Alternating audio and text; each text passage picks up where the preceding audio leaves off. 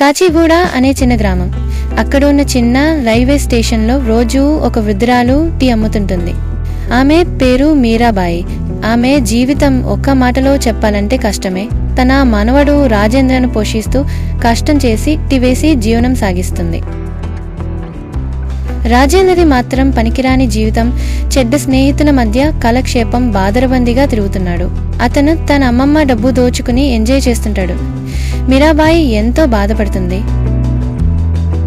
ఒకరోజు మీరాబాయి ఇంటికి తిరిగి వస్తుండగా మార్గమధ్యంలో ఒక మేక కింద పడిపోయి కనిపిస్తుంది.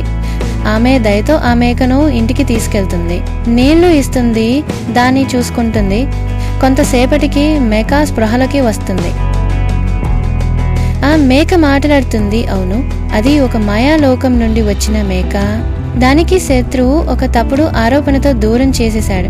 ఇప్పుడు అది మన ప్రపంచంలో ఉంది, ఇక్కడే ఉందని అని మీరాబాయి అనేది. మేక ఓపికగా ప్రేమగా మంత్రశక్తితో మీరాబాయికి సహాయం చేస్తుంది. మేక రోజు మంచి పాలు ఇస్తుంది. మీరాబాయి ఆ పాలతో రైల్వే స్టేషన్లో టీ తయారు చేస్తుంది. సాహెబ్, మేక పాల టీ ఆరోగ్యానికి మేలుగా ఉంటుంది అంటూ అమ్ముతుంటుంది. ప్రజలు క్యూ కడతారు. ఆదాయం పెరుగుతుంది. ఆమె ముఖంలో ఆనందం కనిపిస్తుంది. రాజేంద్ర ఒకరోజు స్టేషన్కి వచ్చి ఇది చూసి షాక్ అవుతాడు. అమ్మమ్మకి ఇంత డబ్బు ఎక్కడి నుండి వస్తుంది అని అనుమానంతో ఇంటిని గమనిస్తాడు. కిటికీలోంచి చూస్తూ మేక మాట్లాడుతున్నది, ప్రేమగా ఆమెకు పలుకుతున్నది చూస్తాడు. కానీ అతనికి కావాల్సింది ప్రేమ కాదు, డబ్బు. అతను మేకను 10 లక్షలకు ఒక వ్యాపారికి అమ్మే ప్రయత్నం చేస్తాడు.